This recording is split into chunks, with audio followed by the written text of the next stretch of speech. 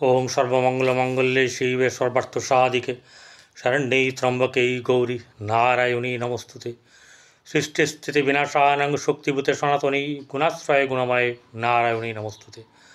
जय बड़ माয়ের জয়, জয় মহাদেবী মহামায়ের জয়। প্রত্যেকের জীবন সুন্দর হোক, আনন্দময় হোক, প্রত্যেকে সুখে থাকুন, শান্তিতে থাকুন, আনন্দে থাকুন এবং দুধে ভাতে থাকুন। শ্রী শ্রী পদ্মাবতী মা এবং বড় মায়ের কাছে প্রার্থনা করি। আজ শেষ এপিসোডের শেষ বিষয়, শেষ রাশি, সেটি হচ্ছে গিয়ে আমাদের রাশিচক্রের শেষ রাশি, যেটাকে বলা হচ্ছে মীন রাশি। এই মীন রাশির জাতক জাতিকাদের দেবগুরু বৃহস্পতি এই ঘরেরই মালিক। সে বসে আছে চতুর্থভাবে এবং এই রাশির সাপেক্ষে আপনার মীন রাশির ক্ষেত্রে কোথায় কীভাবে ফল দেবে, ফল কীরকমভাবে দেবে। এক হচ্ছে গিয়ে মীন রাশি এবং দশম ভাবের অধিপতি গ্রহ হচ্ছে বৃহস্পতি, এই একটা ব্যাপার। আর একটা ব্যাপার হচ্ছে গিয়ে তার দৃষ্টি। আপনাদের সামনে আমি পরিতোষ দে, জ্যোতিষাচার্য পরিতোষ দে চ্যানেলে আপনাদের সকলকে স্বাগত। প্রত্যেকে ভালো থাকবেন। বৃহস্পতির নেচারটা কি? বৃহস্পতি হচ্ছে দেবগুরু, আধ্যাত্মিক দিক দিয়ে সে গুরু। আধ্যাত্মিক চেতনা জাগ্রত করা, আধ্যাত্মিক দিকে মানুষকে নিয়ে যাওয়া, বিবেককে জাগ্রত করা, অকাল্ট সায়েন্সের প্রতি মানুষের একটা টান, আকর্ষণ বা সেই বিষয় নিয়ে পড়া, শিক্ষার ব্যাপার, কর্মের ব্যাপার, সাংসারিক ব্যাপার, বৈবাহিক জীবনের ব্যাপার, এইসব নানা রকম ব্যাপার নিয়ে জ্ঞান বৃদ্ধি থেকে আরম্ভ করে কর্ম, ধর্ম সব কিছুতেই কিন্তু এই বৃহস্পতির অবদান মানে অনস্বীকার্য। এরকম একটি অবস্থায় যে বৃহস্পতি গোচর করেছে মীন রাশিতে 14 তারিখে, থাকবে এখানে 1 বছর। তার মাঝখানে 17 তারিখে 17ই অক্টোবর চলে যাবে কর্কট রাশিতে অতিশীঘ্র গতির দ্বারা। যেখানে একটা বছর লাগে একটা রাশি পেরোতে, সেখানে এতটাই তার শীঘ্র গতি, সেই গতি 1 বছর কথা ছেড়ে দিন। এই ঢুকছে মে মাসে 14 তারিখে, আবার 17 তারিখ নাগাদ সে বেরিয়ে যাবে হচ্ছে কর্কট রাশি। তাহলে এর মধ্যে এত তাড়াতাড়ি একটা রাশিকে সে মানে প্রদক্ষিণ করা শেষ করে দিল, দিয়ে যাবে কর্কট রাশিতে।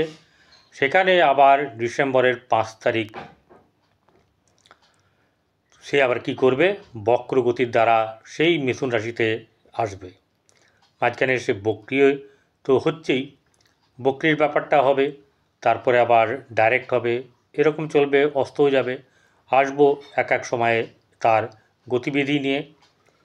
তো বর্তমান সময়ে যে রাশিচক্রে আপনাদের এই মীন রাশি থেকে যেখানে গেছে সেই ঘরটি হচ্ছে চতুর্থ, অর্থাৎ তৃতীয় থেকে চতুর্থভাবে গেছে।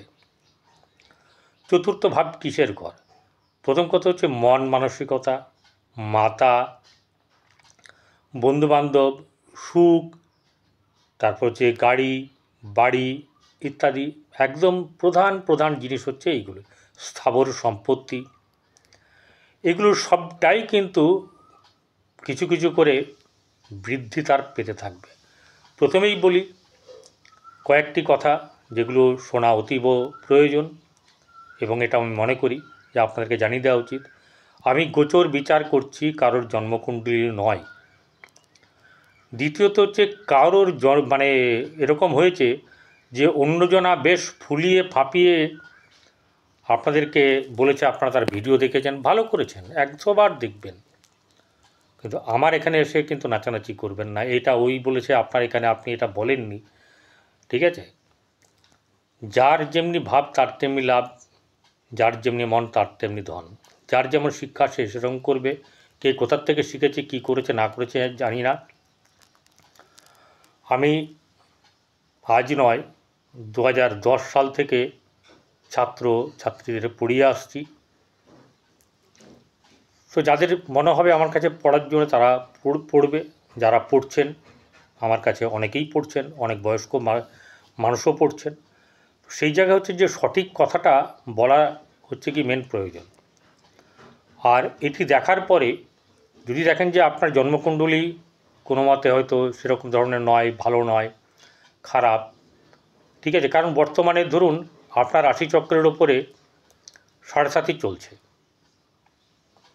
ঠিক আছে, 7.5 নিয়ে আমি বলছি না কিছু, সামান্য একটু টাচ করে যাব। কিন্তু ঘটনা হচ্ছে যে যদি খারাপ থাকে কিছু, আপনারা আপনাদের পছন্দের জ্যোতিষীর কাছে অবশ্যই দেখা করবেন। প্রচুর জ্যোতিষ হয়েছে, প্রচুর জ্যোতিষ আছেন, সকলেই ভালো, কারোর নামে আমি বদনাম করব না। তাদের কাছে আপনারা যাদের কাছে মন চাইবে তাদের কাছে দেখিয়ে নেবেন, যাতে আপনাদের উপকার হয়, আপনারা যাতে ভালো থাকেন, সেটাই আমার লক্ষ্য। আমার কথা হচ্ছে মানুষ বাঁচুক, সে যে রাশিরই হোক, ভালো হোক, যার কাছে গিয়ে ভালো হয় হোক, এটাই আমার মন। আর হচ্ছে গিয়ে যারা সাবস্ক্রাইব করেছেন তাদেরকে অসংখ্য অসংখ্য ধন্যবাদ জানাই। যারা সাবস্ক্রাইব করবেন তারা সাবস্ক্রাইব করার পরে পাশে থাকা বেল আইকনে ক্লিক করে অল বটমে প্রেস করবেন। যারা মনে করবেন যে আমাকে দেখাবেন, দেখাতে পারেন, নাও দেখাতে পারেন, যদি দেখাতে চান 8906781462 এই নাম্বারে যোগাযোগ করতে পারেন। যদি মন চাই তবেই দেখাবেন। এবারে বৃহস্পতির ব্যাপার নিয়ে চলে আসব।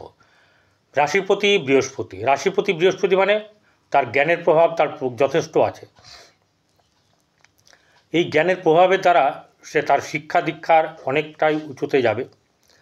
বর্তমানে সেই রাশির অধিপতি চতুর্থে বসে, সে চতুর্থে বসে থাকলে কি হবে, তার শিক্ষাগত যোগ্যতা বৃদ্ধি পাবে, মন মানসিকতা বেশ চাঙ্গা থাকবে, মায়ের সঙ্গে সম্পর্ক ভালো হবে, বন্ধুবান্ধবের সঙ্গে সম্পর্ক উন্নতি এবং তাদের থেকে সাহায্য বা তাদেরকে সাহায্য করা, এই ব্যাপারগুলো হবে, সাহায্য পাওয়াটা বেশ ভালো হবে। গাড়ি বাড়ি স্থাবর সম্পত্তি এগুলো কিন্তু আপনার পাওয়ার ব্যাপার আছে, পুরনো সম্পত্তি পাওয়ারও আপনাদের সম্ভাবনা আছে। যাদের নেই তাদের কিছু করার নেই, সবাই পাবে এমন তো হবে না, সবারই জন্মকুণ্ডলীও এক নয়। তাহলে এই চতুর্থভাবে থাকার কারণের জন্যে আপনার কিন্তু বহুদিকে সুখ লাভ হবে, আনন্দ লাভ হবে।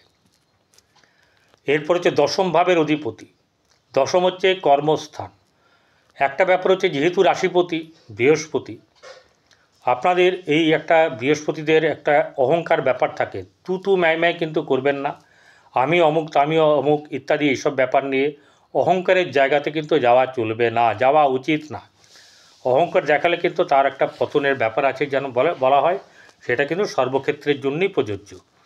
সেখানে আপনাকে কিন্তু সেরকমভাবে থাকতে হবে, নচেত কর্মক্ষেত্রে বলুন বা যে কোনো জায়গাতে আপনার গণ্ডগোল লাগার সম্ভাবনা বেশি থাকবে। তাহলে এই কর্মের জায়গাতে কর্মবৃদ্ধি, কর্ম থেকে উন্নতি, কর্মে লাভ, কর্ম মানে সূত্রপাত অর্থাৎ চাকরি লাভের মানে সময় আপনাদের এগিয়ে আসছে। কিন্তু আপনার জন্মকুণ্ডলিতে এই বৃহস্পতি বা মানে দশমে কোন গ্রহ আছে বা দৃষ্টি আছে, এইসব ব্যাপারগুলো দেখার ব্যাপার আছে। বৃহস্পতির দৃষ্টি আছে, এবারে যদি কোনো খারাপ গ্রহের দৃষ্টি থাকে বা খারাপ গ্রহ বসে থাকে, সেগুলো বিচার অনুযায়ী ফলাদেশ করা হবে, সেটা তো আপনারাই জানেন কি আছে না আছে। এবারে দশম ভাবের কারণের জন্য কি হচ্ছে, তার দ্বিতীয় ভাব আপনার চাঙ্গা হবে, অর্থাৎ কর্ম করলে কি হয়, অর্থবৃদ্ধি হয়, এই ব্যাপারগুলো থাকবে। শত্রু বৃদ্ধির যোগ হবে আপনার কিন্তু নিজের কারণের জন্যে, শত্রু বৃদ্ধি হতে পারে নিজের কারণের জন্যে, এটা বারবার খেয়াল রাখবেন। এরপরে যেটা আসবো সেটা হচ্ছে গিয়ে বৃহস্পতির দৃষ্টিকে বলা হয় অমৃত সম দৃষ্টি।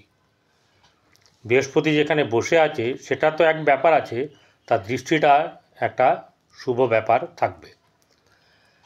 আপনার যদি বৃহস্পতি বক্রী অবস্থায় থাকে তাহলে সেই ফলটা অতটা শুভ পাবেন না, বা খারাপ জায়গায় থাকলে।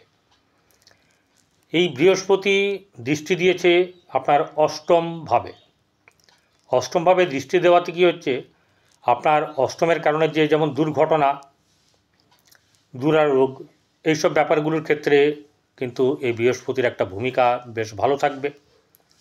সেখানে হঠাৎ করে দুর্ঘটনার কবলে যদি পড়েন সেখান থেকে উদ্ধার পাবেন। আর যদি কোনো দুরারোগ্য ব্যাধি থাকে, সেখানে বৃহস্পতি যদি মুখ্য কারক হয়ে থাকে, তাহলে কিন্তু এটা বৃদ্ধি করবে, আর নচেত করবে না, সারিয়ে দেবে। এছাড়া অষ্টম ভাব হচ্ছে আয়ু, অষ্টম ভাব অকাল্ট সায়েন্স, ঠিক আছে, যেগুলো আমরা এই সায়েন্সের মানে যেটাকে বলে আদি ভৌতিক সায়েন্স, সেখানে হস্তরেখা থাকতে পারে, অঙ্ক জ্যোতিষ বা সংখ্যাতত্ত্ব থাকতে পারে, জ্যোতিষ আপনার এই সনাতন জ্যোতিষ থাকতে পারে, আপনার কী বলে ওটাকে, আপনার এই বাস্তু থাকতে পারে, ট্যারো কার্ড থাকতে পারে, এরকম ধরনের প্রচুর কিছু আরও কিছু আছে। এইসব জিনিসের প্রতি আপনার আকর্ষণ বৃদ্ধি এবং কৌতূহলবশত আপনার জ্ঞান বৃদ্ধি হওয়ার সম্ভাবনা থাকবে। অনেকেই কিন্তু এই সময়তে এই সব জ্ঞান নেওয়ার জন্যে তারা শিক্ষকের কাছে, আপনাদের পছন্দের শিক্ষকের কাছে হয়তো যোগাযোগ হয়েও যাবে কারোর। তাহলে অষ্টম জায়গায় দৃষ্টি দিচ্ছে। এরপরে যে দৃষ্টিটা দিচ্ছে সেটা হচ্ছে দ্বাদশ দৃষ্টি। দ্বাদশে মানে নবম দৃষ্টি পড়েছে দ্বাদশে। রাশির দ্বাদশে যখন পড়েছে, রাশির দ্বাদশ হচ্ছে গিয়ে মোক্ষের জায়গা, জেল, বিদেশ, বেড কমফোর্ট, এইসব যে আরও কিছু আছে, খরচ ব্যয়, এই জায়গা থেকে বৃহস্পতি কিন্তু আপনাদেরকে রক্ষা অনেকটা করবে, ঠিক আছে। এই রক্ষার করার কারণের জন্যে আপনার অপব্যয় হবে না, আপনার ভালো জায়গাতে, আধ্যাত্মিক জায়গাতে, মন্দিরে, এসব জায়গায় দান হবে, ভালো বই কিনবেন, পুস্তক পড়বেন, ঠিক আছে, ভালো জায়গায় যাবেন, ভ্রমণে যাবেন, এইসব ব্যাপারগুলো কিন্তু হবে, তীর্থ ভ্রমণ, এই ব্যাপারগুলো আপনার বেশ যথোপযুক্তভাবেই পাবেন। তবে একটা কথা হচ্ছে যে সাবধানের মার নেই, আপনাকে কিন্তু সাবধান থাকতে হবে। রাশির উপরে 7.5 চলছে, আপনাকে এই বৃহস্পতি অনেকটাই লাঘব দেবে। সেটা কিন্তু দুটো ব্যাপার করতে হবে, এক হচ্ছে ধৈর্য, আর হচ্ছে পরিশ্রম। এ বিনে কোনো গতি নেই। জ্ঞান বৃদ্ধি করতে হবে এবং কারোর সঙ্গে কোনো রকম তর্কতর্কি এসব করা যাবে না। তাহলে এই যে এরকম ব্যাপারটা করবেন, গরুকে রুটি খাওয়ান প্রথম রুটিটা, এবং কেশরের তিলক ব্যবহার করুন, এতে আপনার ভালো হবে। ভালো থাকবেন।